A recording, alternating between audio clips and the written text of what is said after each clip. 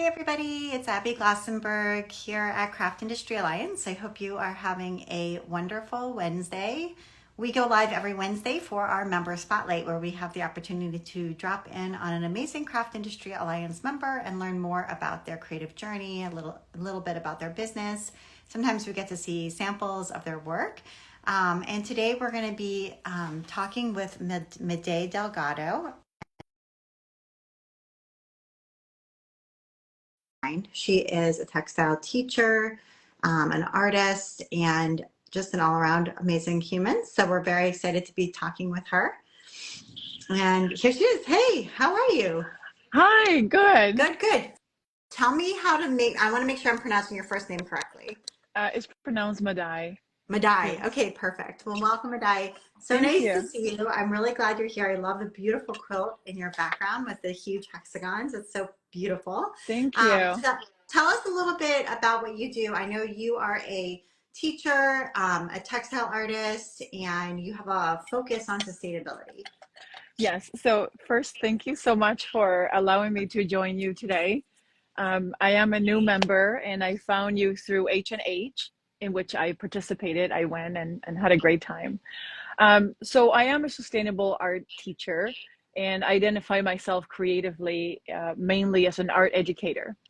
So quilting is one of the things that I teach, but I like to work in a variety of mediums. I weave, I do punch needle. I teach approximately 20 different workshops in a year in a variety of genres, if you will. And most of everything that I create is in a very scrappy fashion. And I just really love to put things back together. I think it's very easy to destroy things, to take them apart. So my joy is to bringing things back together and making something out of nothing. That's great. So tell us a little bit about some recent workshops that you've been teaching because looking at your Instagram, as you said, you've got a lot of different workshops that you offer, Yes, a lot of handwork, yes, collage, it looks like yes, as well. So yes. tell us about some of your recent teaching gigs. So last week I was teaching in the Milwaukee area, and that's in Wisconsin. And I teach to a lot of guilds as well, and I do presentations. I'm going to be in Illinois next week, gazebo quilters. And then I'm going to be in Duluth, Minnesota, teaching for the Minnesota Quilters Show. And I'm teaching collage and the memory of stitches, revisiting old cloth, and also a machine piecing class. So lots of different fun things that I'm doing. And I work full time. So this is my little lunch break from my full time gig. And yeah, I really love to create and connect with people and um, just learn by being together. And what do you find adult learners specifically struggle with the most? You know, when people come to your classes, Mhm. what I'm sure there are sort of Yeah. common issues that people bring to the table almost every time. So there seems to be a lot of focus on perfection, Yeah. and it usually comes from things that we have been taught, and that's what I'm trying to break down. So, for instance, today someone looked at one of my pieces and she said, "My mother would have smacked my hand Oh, if my stitches had been that wow. big." So it's just that general consensus that we have to be perfect at being creative. And so one of my greatest joys is to take people beyond that perfection. So years ago, back in 2017, I started teaching a workshop called The Chaos of Perfection. And of course, perfection is very elusive, but there's also a certain beautiful chaos in doing the opposite of what perfection is. And so that's what my workshop is all about. And it was inspired by a bag of scraps. My friend Gail from Blue Bar Quilts in Middleton, Wisconsin, she gave me this before she opened her shop in 2017. And I created this beautiful tapestry all by hand, um, and that's how this was born. So it really took off, and I didn't really know that people would be interested in hand stitching as much as they were back in 2017.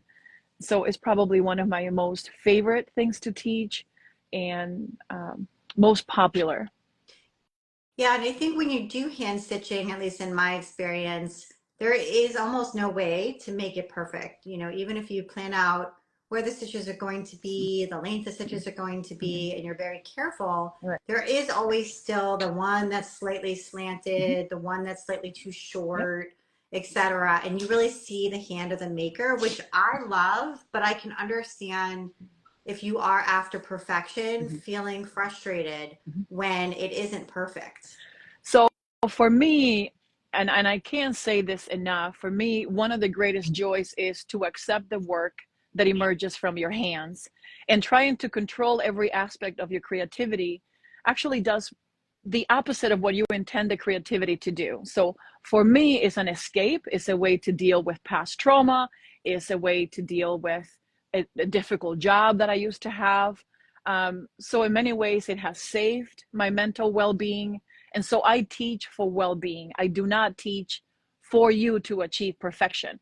However, if you feel that you want to be perfect, which is impossible, we can create just a private workshop and I can teach you the best techniques there are. But overall, I'm trying to get people to step out of that intrinsic bias that we have for wanting to control everything around us. And we can't, right? And there are things that I obsess about, but creativity is not one of them. That's lovely. I love that sentiment. That's great. So you also do a lot with sustainability.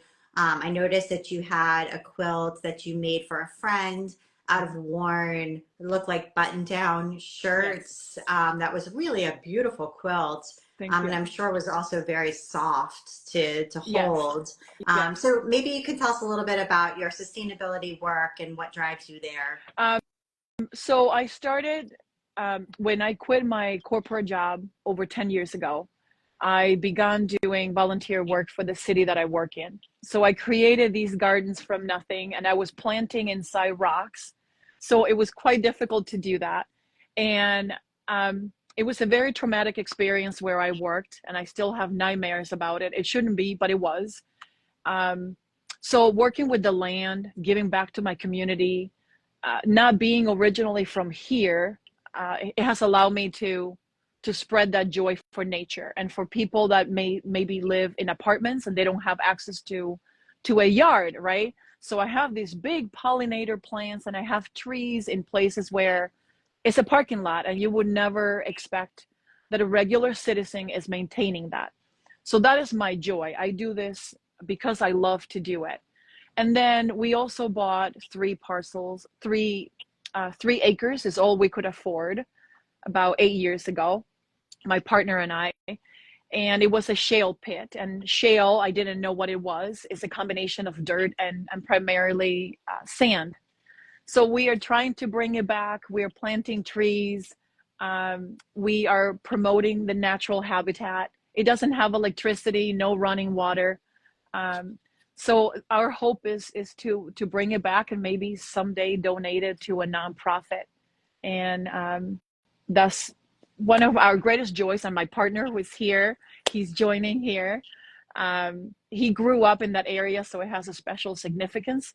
And it is our greatest joy to give back and be in nature. And it's very healing as well. So everything I do is with that intention. Um, I didn't grow up with a lot of things, and I think that in the US we have way too much of everything, and we can share with others. And that's where this is coming from. I grew up in Cuba too, so we didn't have a ton of things, right? So I want to be able to leave it better than I found it, and that's always my goal. Whether it is a student that I found or that I met for the very first time, or a piece of clothing that I know someone else can use. That's my intention. And were you artistic? Did you come from artistic family in Cuba when you were young? Actually, I came from teachers. Both my parents were teachers. So I think I have it in my blood. I just love teaching so much. And for me, seeing adults get outside of their problems, having a creative retreat for their mind, and meeting people that want to be there, that's probably the thing that motivates me the most. So my father said, you have teacher in your blood, right? So no, I didn't have an excess of art supplies growing up. But then when I moved to New York City, I started taking painting classes, and I am a terrible painter. I still love to do it. Um, so that's where I want to live. I want to live in the discomfort. I don't want to be comfortable. I want to grow and do better. And of course, I make tons of mistakes in my life. Uh, but I am perfectly imperfect, and we do the best we can. And tell us a little bit about, you have a quilt behind you. I don't know if there's other things I can't see around you, but if you want to Yes. show us some of your work, that would be awesome. So my friend Heather Gibbons, she is the brains of the greatest operation in Minneapolis. Um, and so this is her pattern, is succulent garden. I am a Janome artisan, so full disclosure, I love Janome, but I combine machine embroidery with hand stitching to do this workshop using Heather Gibbons' succulent garden sample. But I have a few samples that are small. It's the smallest stuff I could fit on, the camera. And so I like to work with anything I can piece back together. So this is wool, and it's a 1/4 inch stitched. Oh, neat. Wow. Yeah. And then I love collaging. Yeah. Oh, that's so So pretty. this was a painting that I started in 2013. It was a silhouette of a beautiful lady. And here is my beautiful hand Oh, wow. stitching. It Yeah. doesn't matter if it's perfect or not. It is wonderful. It is incredibly satisfying, and is so relaxing to me. Um, Totally. and this is some of my weaving that I have been teaching for a number of years. Oh, I love that.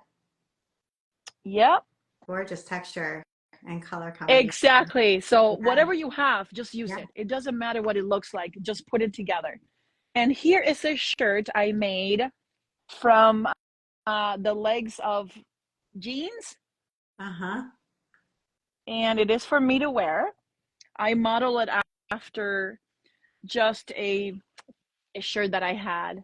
And Mm-hmm. this is the backing. So it is a knit backing. Uh-huh. And then we have sashiko hand stitching in Yeah. here. And then we have machine embroidery.